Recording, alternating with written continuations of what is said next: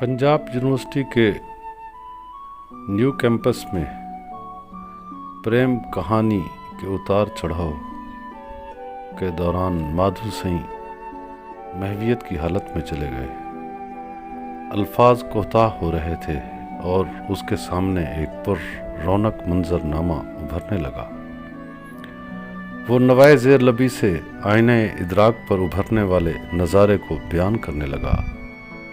हज़रत बाबा फरीदुद्दीन मसूद गंज शक्कर सरकार के मुरीद ख़ास महबूब इलाही हज़रत निज़ामुद्दीन औलिया सरकार अपने मुरीदैन के हलके में घिरे एक चौराहे से गुज़र रहे थे।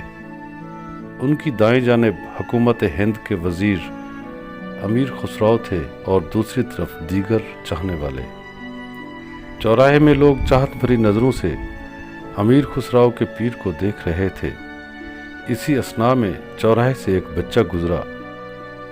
हज़रत महबूब इलाही की निगाहें झुकी थीं, फिर अचानक उन्होंने नज़रें ऊपर उठाईं। एक नज़र करम बच्चे पर डाली, मगर बच्चा इतनी सी देर में गली का मोड़ मुड़ गया।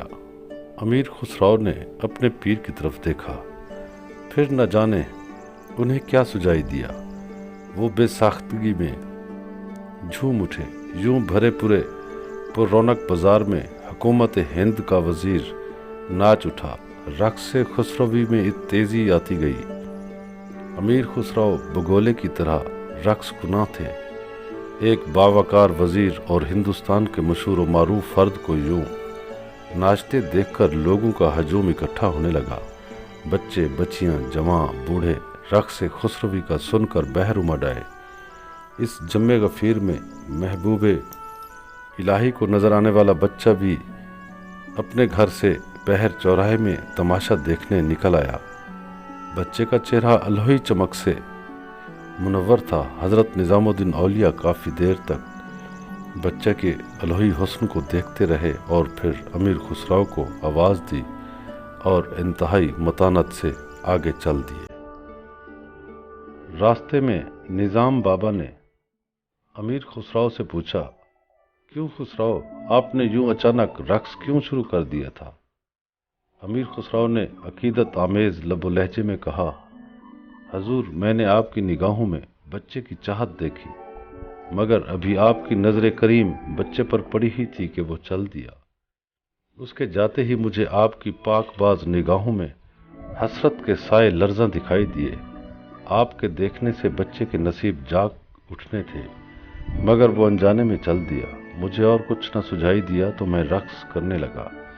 मुझे यकीन था कि यूं सरे राह तमाशा देखने की गर्ज से बच्चा ज़रूर वापस आएगा, और हजूर अल्हम्दुलिल्लाह मेरी खुशगुमानी दुरुस्त साबित हुई।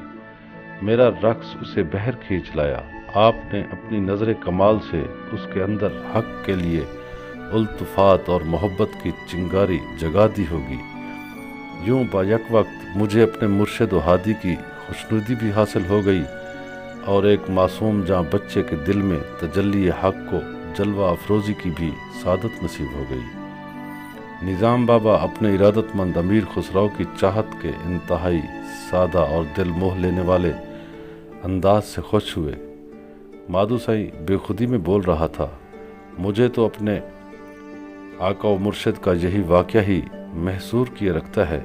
मैं अक्सर सोचता हूँ कि आखिर किस बात ने अमीर खुसराव को यूं तमाशा बनने पर उकसाया, और क्या उस रक़्स के दौरान उन्हें पल भर के लिए भी ये ख्याल न आया कि वो बड़े सगीर के एक बावकार फ़र्द हैं और सल्तनत हिंद की वज़ारत का कलमदान उनके पास है। माधु सईं को रक़्स खुसरवी में अमीर खुसराव की वालिहाना चाहत के सिवा कुछ नज़र ही न आता था। ये चाहत ही तो थी जिसने अमीर खुसराव को यूं भरे मजमे में अपने नफ्स, अपनी इज़्ज़त, नाम, पहचान के अनानियत भरे एहसासात से दूर कर दिया था। पल भर में अमीर खुसराव को महवियत और फ़नाइयत में पहुंचा दिया था। ऐसी फ़नाइयत आम बात न थी, बल्कि अनानियत से तो यूं इतनी बेजिगरी से निकलते निकलते ज्ञान ध्यान करने वाले साधुओं को भी कई माह साल लग जाते हैं। लेकिन इश्क व मस्ती इंसान को बेखतर बना देती है। फरहाद को पहाड़ का सीना चाक करने का हौसला बख्शा है। मजनू को सहरा की रकाबत अता करता है, सस्सी को बेआबो गया थल में बरहना पा मुसाफतें बांटने पर तैयार कर देता है।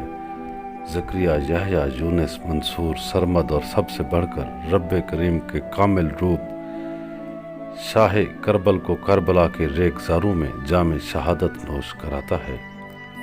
ये इश्क अवलड़ा डाकू है, दयारे इश्क के मुसाफिरों के लिए तो उसके महान गुरु हज़रत बाबा फरीद सरकार ने फरमाया था कि कंकर चुगन थल वसन रब न छड्डन पास।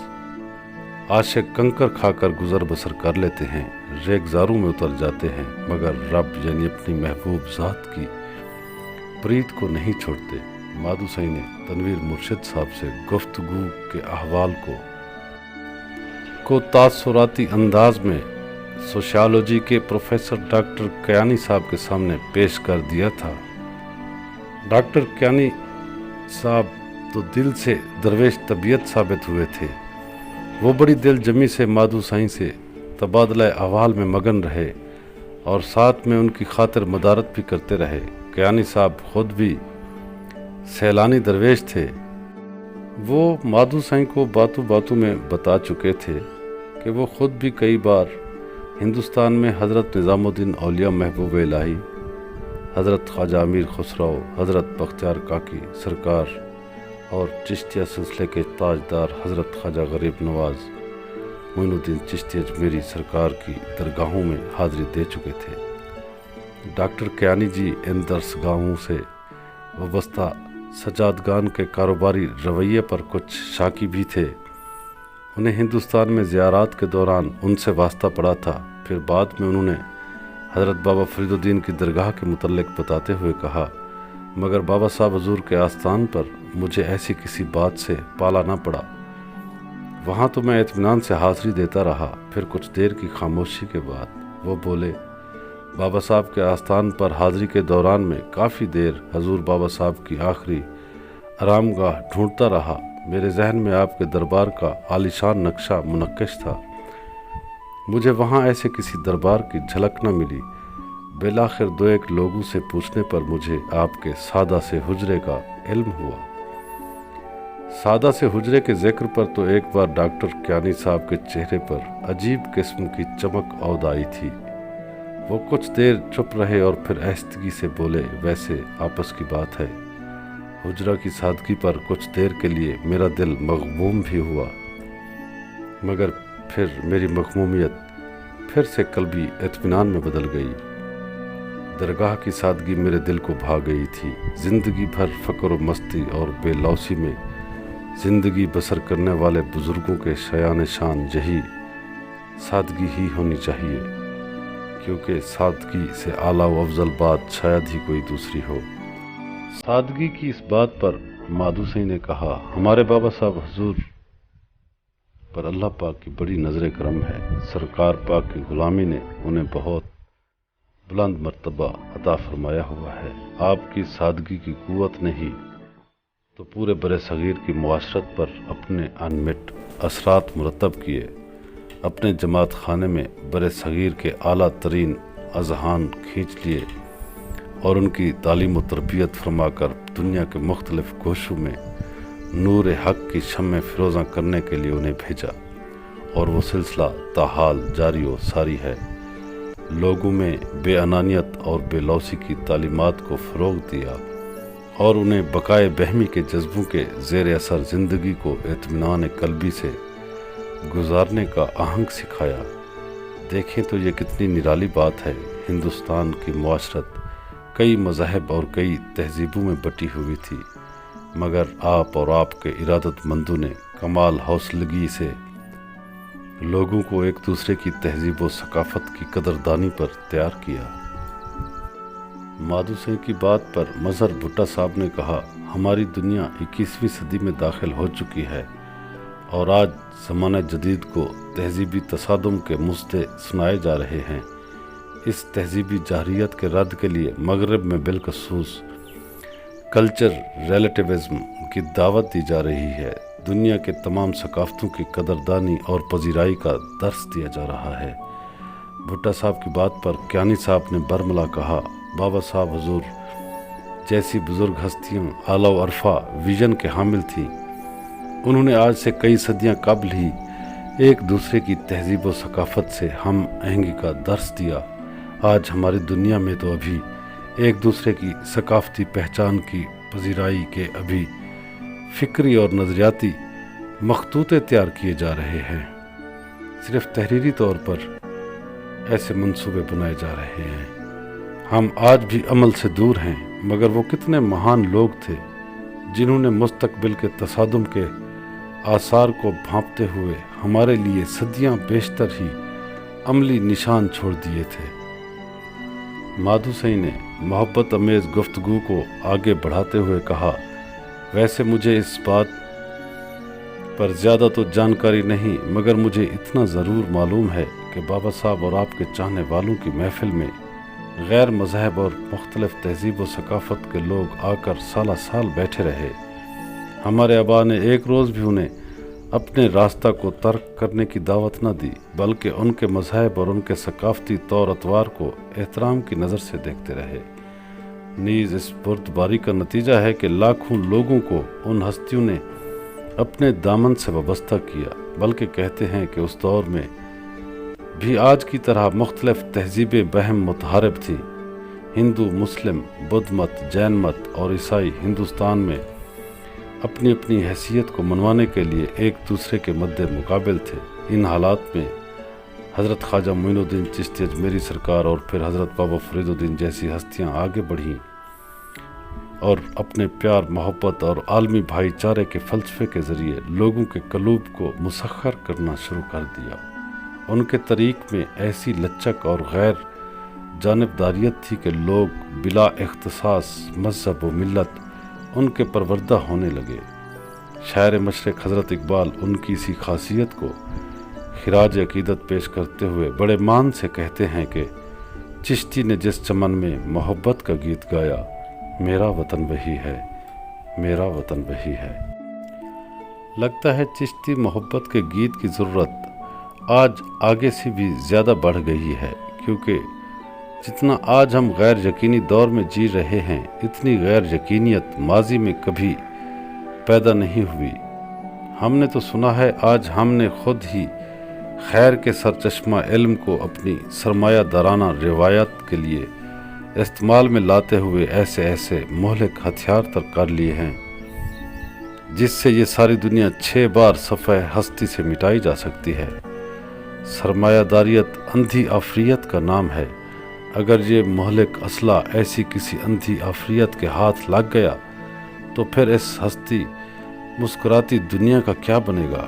ان مخدوش حالات نے اس خطہ عرضی پر انسان کے مستقبل کو انتہائی نازک موڑ پر لا کھڑا کیا ہے۔ آج انسانیت کو چشتی گیت کی نئے نوازی کی ضرورت آگے سے کہیں واقعی زیادہ ہی ہے۔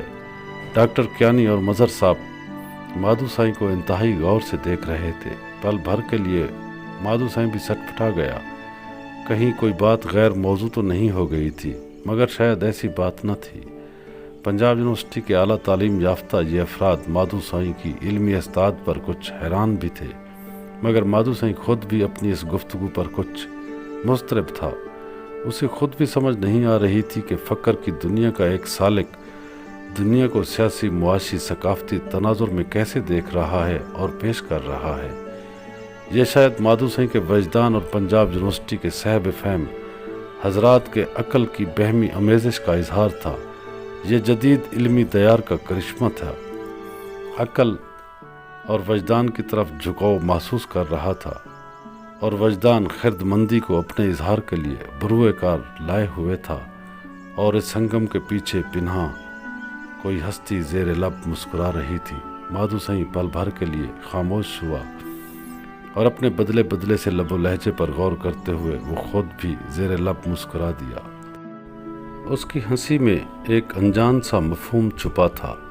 اس مفہوم کا تعلق اس کے قلب اور اس کے قلب کا تعلق اس کے من کے راجا حضور بابا فرید صاحب سے تھا، جنہوں نے اسے فقر کی جاں گسل گھاٹیوں میں بھیجنے کی بجائے پنجاب یونیورسٹی کے رومانوی تخیلاتی اور روحانی نشستگاہ میں یوں لا بٹھایا تھا۔ ڈاکٹر کیانی صاحب ان اسرار سے کافی حد تک آگاہ تھے، مگر یکلخت ان کے انداز میں بے قراری عود آئی۔ لگتا تھا وہ اسی ایک پل میں اپنی منزل کو پا لینا چاہتے تھے۔ انہوں نے کہا، اب تو سمے کافی بیت گیا ہے، اب بات کے بننے میں دیر نہیں ہونی چاہیے، ہمیں بھی جام بقا کے چند قطرے ملنے چاہیے۔ ڈاکٹر کیانی صاحب نے تو اب باقاعدہ مادھو سائیں سے اپنی طلب کا اظہار کر دیا۔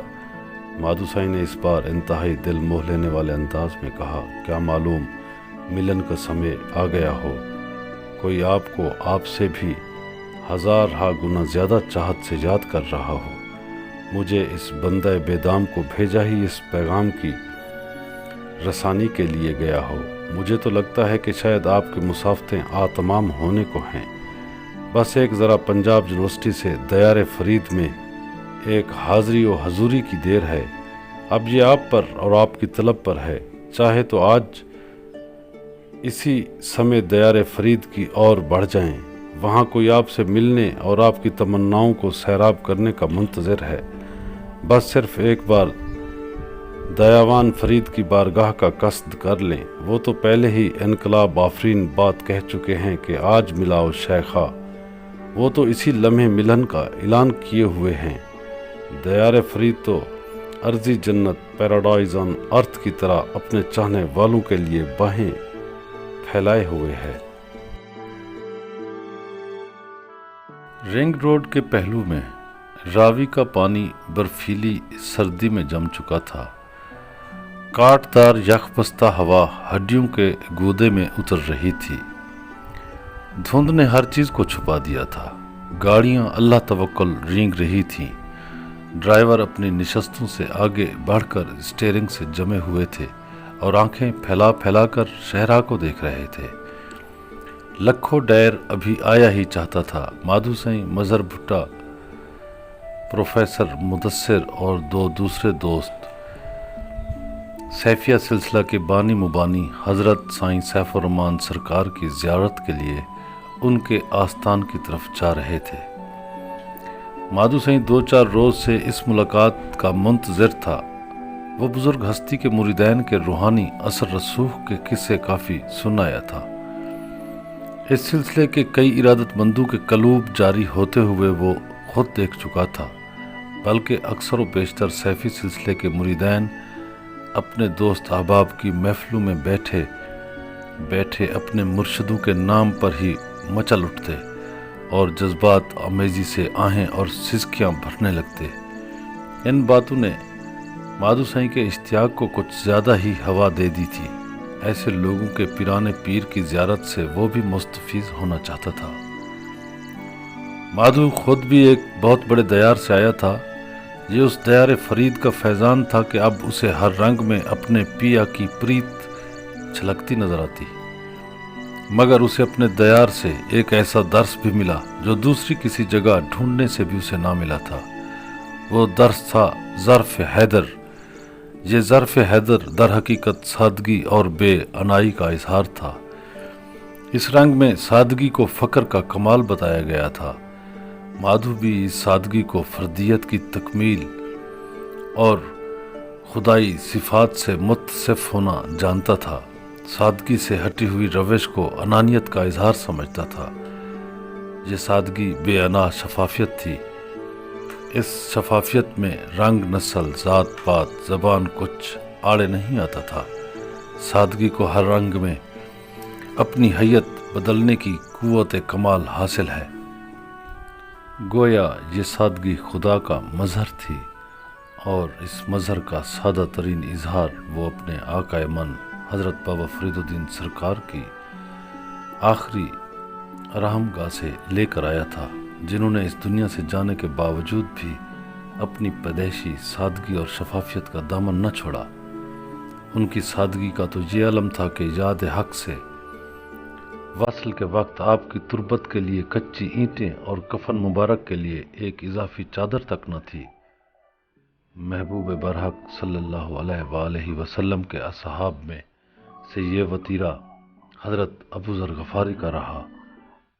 فریدی جماعت خانے کی دیوار گرا کر آپ کی تربت تیار کی گئی اور آپ کے جانثار خلیفہ حضرت سید بدر الدین اسحاق بخاری سرکار نے اپنے سر کی چادر کا کفن تیار کیا اور یوں تجہیز و تکفین کا اہتمام کیا گیا، اور پھر زمین کی گود میں سمانے کے باوجود مزار کی سادگی کا پورا خیال رکھا گیا۔ آج بھی لگتا ہے کہ جیسے خدا کے صفات کی جیسی شفافیت کے حامل حضرت بابا فرید الدین سرکار ننگی زمین پر محو آرام ہوں۔ آپ کی تربت زمین کے برابر ہے۔ حاضری کے دوران تھوڑی سی بے توجہی سے زائرین کے قدم بھی تربت مبارک سے مس ہونے لگتے تھے۔ آپ کی یہ سادگی حالات کی تنگی کا نتیجہ نہ تھی، بلکہ یہ رنگ آپ نے خود ہی پسند کیا۔ حالانکہ آپ کے عقد میں سلطان الہند غیاث الدین بلبن کی بیٹی تھی، مگر ہندوستان کے شہنشاہ کے اثرات کو اپنے اہل خانہ اور جماعت خانہ میں بال برابر بھی آپ نے اثر انداز نہ ہونے دیا۔ اب ایسی سادگی اور سچائی کی حامل ہستی کو بارگاہ حق میں کیسی مقبولیت حاصل ہوئی ہوگی۔ یہ اسی مقبولیت اور پسندیدگی کا انعام ہے کہ آپ کے وصل کے صدیوں بعد بھی لوگ آپ کی درگاہ سے ملحقہ بہشتی دروازے سے گزرنے کے لیے گھنٹوں انتظار کرتے ہیں، اس دھکم پیل کو سہ کر اپنی بے عنائی کا اظہار کرتے ہیں۔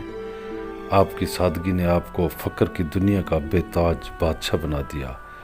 آپ کے روحانی اثر پذیری کو دیکھتے ہوئے ایک بار آپ کے غلام حضرت سید نظام الدین اولیاء محبوب الہی سرکار نے بارگاہ حق میں عرض کی، اے میرے مالک، میرے مرشد کا تیری بارگاہ میں کیا مقام ہے؟ کہتے ہیں کہ نظام بابا کو ندائے حق سنائی دی، فرید تو ہماری لوح کا قلم ہے۔ لوح کا قلم روحانیت کی دنیا میں مالک و خالق کی رضا کا نام ہے۔ فرید رضا الہی ہیں، فرید کی رضا رب کی رضا ہے۔ سادگی کے ایسے پرتو دیار سے آنے والے اب کوئی شہکار دیکھ کر بھی کیا متاثر ہو سکتے تھے؟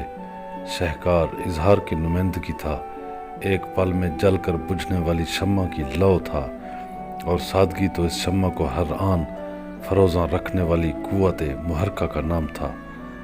گاڑی رنگ روڈ پر لگی گاڑیوں کے درمیان جا کر رک گئی۔ مادھو سائیں اپنے رفقا کے ساتھ نشست سے نیچے اترا اور مظہر بھٹا صاحب کی قیادت میں وہ سیفیہ سلسلے کے آستان کے مرکزی دروازے کی طرف بڑھے۔ بڑی بڑی سفید دستار والے لوگ آستان کے چار اطراف پروانوں کی طرح منڈلا رہے تھے۔ ان پر ایک عجیب سی سرمستی چھائی تھی۔ ہر طرف ایک ہی وضاقتہ کے اشخاص نے یکسانیت کو ابھار دیا تھا۔ مظہر بھٹا صاحب گیٹ میں جا کر رک گئے اور اپنے پیچھے مادھو سائیں اور دیگر رفقا کو اندر آنے کی دعوت دی۔ حالات کی نزاکت کے پیش نظر ایک گن مین زائرین کی تلاشی لے رہا تھا۔ اس مرحلے سے گزر کر آستان میں وہ سب پہنچے۔ مختلف علاقوں سے آئے ہوئے عقیدت مند بڑی تیزی سے مسجد کے مرکزی ہال کی طرف لپک رہے تھے۔ انہیں بتایا گیا تھا کہ حضرت سیف الرحمن صاحب ہال میں متمکن ہیں اور عقیدت مند بڑی وارفتگی سے ان کے دیدار کے لیے قطار اندر قطار آگے بڑھ رہے تھے۔ ہال ہزاروں مریدین سے کچا کچ بھرا تھا۔ محراب کے عین سامنے کرسی پر ایک ضعیف العمر بزرگ متمکن تھے۔ ان کے دائیں بائیں خلفاء خاص ایک قطار میں بیٹھے تھے اور دیگر زائرین اپنے دادا مرشد کی طرف رخ کر کے منہ سے آہیں اور سسکیاں نکال کر اپنی عقیدت کا اظہار کر رہے تھے۔ حال میں ایک طرف بھٹا صاحب کے مرشد جناب ڈوگر صاحب ذرا ہٹ کے بیٹھے تھے۔ مظہر بھٹا صاحب نے اپنے مہمانوں کی آمد کے متعلق انہیں پہلے ہی گزارش کر دی تھی۔ وہ مہمانوں کو اپنی صحبت سے نوازنے کے لیے اپنے مرشد میاں صاحب راوی ریان والوں کے ہمراہ بیٹھنے کی بجائے قدرے ہٹ کر بیٹھے۔ پروگرام کے مطابق اس سنگت نے پہلے حضرت سیف الرحمن صاحب کی زیارت سے فیض یاب ہونا تھا۔ اس کے بعد ڈوگر صاحب کی منتخبہ جگہ کی طرف پلٹنا تھا۔ مادھو سائیں مریدین کے بیچ میں چھوڑی گئی راہداری کی طرف بڑھا۔ اتنے بڑے حال میں وہ ہزاروں کی تعداد میں بیٹھے عقیدت مندوں کی بھیڑ میں بالکل ہی منفرد سا لگ رہا تھا۔ گہرے نیلے رنگ کے کرتے کے نیچے گھیردار بلوچی شلوار، ہاتھوں میں سہاگنوں کے جیسے چاندنی کا زیور اور گلے میں چمکتے پتھروں کی مالا، بڑی بڑی زلفوں کے بیچ اس کے نکھرے نکھرے سے چہرے نے یکلخت پورے مجمع کی توجہ اپنی طرف کھینچ لی۔ مریدین دل موہ لینے والے نووارد کے روپ کو دیکھ کر ملی جلی کیفیات میں گر گئے۔ ان کے مرشد سائیں سیف الرحمن رفقہ کے پاس یوں اطمینان سے کوئی کب چل کر آیا تھا۔ نووارد کے اندر کوئی الوہی سی کشش ضرور تھی، ورنہ یوں اسے اس روپ میں ان کے مرشد کے سامنے پیش ہونے کی اجازت ہی نہ تھی۔ حضرت سیف الرحمن صاحب تو غیر شرعی وضع قطع کے حامل لوگوں کو اپنی محفل میں ہی نہیں آنے دیتے تھے، مگر یہ کیا ماجرا پیش آ گیا۔ سب کی نظریں ایک منفرد روپ کے حامل نوجوان پر لگی تھیں۔ وہاں پر موجود بیشتر لوگوں کے دلوں میں نوجوان درویش کے لیے محبت و الفت کے جذبات پھوٹ رہے تھے۔ ان کے دل سے دعائیں نکل رہی تھیں کہ انہیں ان کے اس روپ کی وجہ سے ملاقات سے ہی نہ روک دیا جائے۔ وہ نوجوان کو اپنی ہی جماعت کے خوبصورت مستقبل کے روپ میں دیکھ رہے تھے۔ مادھو سائیں انداز دل ربائی سے آگے ہی آگے بڑھا، مگر وہ بھی بیچ میں ہی تھا کہ ایک قدرے جذباتی عقیدت مند نے اسے روک لیا اور اسے الٹے پاؤں واپس جانے کے لیے کہا۔ مادھو سائیں کی نگاہیں نیچے جھکی تھیں۔ اس رکاوٹ پر وہ پل بھر کے لیے محفل سے محو ہو گیا۔ اس کا ذہن فوری طور پر اپنے آقا حضرت بابا فرید الدین سرکار کی بارگاہ کی طرف سب کے گام ہوا، اور وہ خود کو حضرت بابا فرید الدین سرکار کے زینہ میں سجدہ ریزی کی حالت میں بیٹھا محسوس کرتا رہا۔ اس کی جبین نیاز زہد الانبیاء حضرت بابا فرید الدین مسعود گنج شکر سرکار کی چوکٹ مبارک پر ٹکی، اور پھر ایستگی میں سر بلند ہوا تو وہ دوبارہ سیفی سلسلہ کی محفل میں لوٹ آیا۔ اس کی نگاہیں راہ روکنے والے شخص کے ساتھ کھڑے اس کے رفیق پر پڑیں۔ اس نے اپنی جگہ یک لخت چھوڑ دی اور اپنے ساتھی کو سمجھانے کے سے انداز میں کہا، آپ ان کی راہ کیوں روکتے ہیں؟ انہیں سیف الرحمن سرکار کی طرف جانے دیں۔ انہی الفاظ کے ساتھ ہی راہ روکنے والے شخص نے راستہ چھوڑ دیا، اور مادھو سائیں ہموار قدم اٹھاتا انتہائی متانت سے آگے بڑھا۔ نگاہوں کا ایک ریلا اچانک اس کی طرف بڑھا۔ حضرت سیف الرحمن صاحب نے اور ان کے درمیان میں چند قدموں کا فاصلہ رہ گیا۔ سیفی سلسلے کے مریدین اور خلفاء نے اپنی اپنی نگاہیں مادھو سائیں پر مرکوز کر دی اور انتہائی انہماک سے اس پر توجہ کرنی شروع کر دی۔ عام حالات میں تو ان کی یہ روحانی توجہ چند لمحوں میں لوگوں کے دلوں کی دھڑکن کو بے ترتیب کر دیتی تھی، مگر مادھو سائیں پر نہ جانے کیوں ان کی نگاہوں کا جادو نہ چل رہا تھا۔ انہیں اس بات کی سمجھ نہ آئی۔ انہوں نے بھی زیادہ تردد نہ کیا، بلکہ نووارد کی اپنے مرشد سے ملاقات کے منظر کو غور سے دیکھنا شروع کر دیا۔ انہیں وثوق تھا کہ ان کے مرشد کی ایک ہی نظر میں نووارد خوبروس جواں سال درویش کو پگھلا کر رکھ دیں گے، اور اب سب کے سامنے ہی نووارد کا رقص سے بسمل شروع ہو جائے گا۔ مادھو سائیں لمحہ بہ لمحہ صاحب محفل حضرت سیف الرحمن صاحب کے قریب ہو رہا تھا۔ مادھو نے ایک بار پھر نظر بھر کے صاحب محفل کی طرف دیکھا۔ سرخ ریشم سفید رنگت اور گہری آنکھوں میں انتہائی درجے کی چمک اسے نظر آئی۔ وجیح بزرگ کی نظروں کی مقناطیسیت کی لہریں یک لخت مادھو کے کل پر پڑیں۔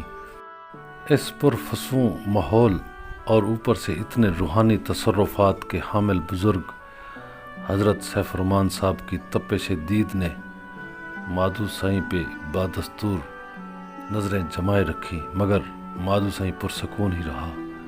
اس کے لبوں پر ایک معصوم سی مسکراہٹ آ کر معدوم ہو گئی۔ اس مخفی ہنسی کو صاحب محفل نے بھی بھانپ لیا تھا۔ وہ بھی زیر لب مسکرا دیے، اور کچھ دیر بعد نہ جانے کیوں ان کی ہنسی مزید گہری ہو گئی۔ سیفی سلسلے کے مریدین حیران و پریشان تھے۔ انہوں نے تو اپنے پیران پیر کے پرجلال لبوں پر بہت کم ہی ہنسی دیکھی تھی۔ انہیں تو ہر سمے جلال کی تمازت ہی ان کے چہرے پر نظر آئی تھی۔ یہ آخر کیا بات ہو گئی؟ ایک بے شرح حلیہ والے جوان کو دیکھ کر وہ جلال میں آنے کی بجائے سراپائے جمال کیوں بن گئے تھے؟ مادھو سائیں نے آگے بڑھ کر محبت سے حضرت سیف الرحمن صاحب کے دست پر بوسہ ثبت کیا اور انہیں نظر میں کچھ روپے پیش کیے۔ آج مریدین کے لیے شاید یوم تحیر ہی تھا، ان کے مرشد کا تو دیکھنا ہی کافی و شافی سمجھا جاتا تھا۔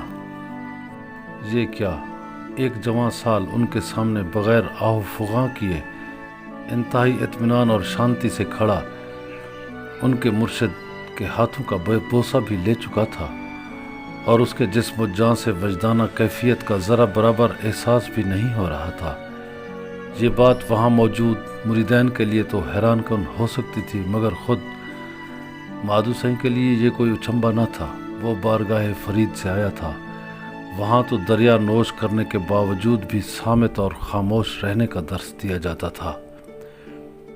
آغاز میں فقر کے کیف و مستی سے مادھو بھی کئی گھنٹے حال میں چلا جاتا تھا، مگر بارگاہ فرید الحق سرکار میں اسے خود رفتگی اور جذب کو بھی اپنے من میں سمو لینے کا درس دیا گیا۔ اسے حضرت خواجہ غلام فرید سرکار کے کافی کے لفظوں میں سمجھایا گیا تھا کہ تونے جو دریا نوش ہن پرجوش تھی خاموش ہن، اسرار دے سرپوش ہن صامت رہون مارن نہ بک۔ مادھو سائیں کے چشتی دیار میں ظرف حیدر علیہ السلام کا پرچار کیا جاتا تھا۔ وحدت کے دریا نوش کرنے کے باوجود خاموش رہنا، اسرار کے سرپوش ہونے کے باوجود بے اظہار رہنا، ربوبیت کے مظہر وجہ اللہ یعنی اللہ کریم کے چہرے والے کہلوانے کے باوجود بھی سادگی کو اوڑھنا بچھونا بنائے رکھنا اس کے آباء کی تعلیمات کا حاصل تھا۔ مادھو تو فقر کی تجلیات پر ہوش و حواس میں رہنے کا فن دیار فرید سے ہی سیکھ کر آیا تھا۔ ہاتھ پر بوسہ ثبت ہو چکا تھا۔ اب مادھو آگے بڑھنے لگا، مگر حضرت سیف الرحمن صاحب کے ساتھ کھڑے ان کے ایک غلام نے مادھو سائیں کو روک لیا اور اس کی توجہ اس کے بے شرح روپ کی طرف دلائی۔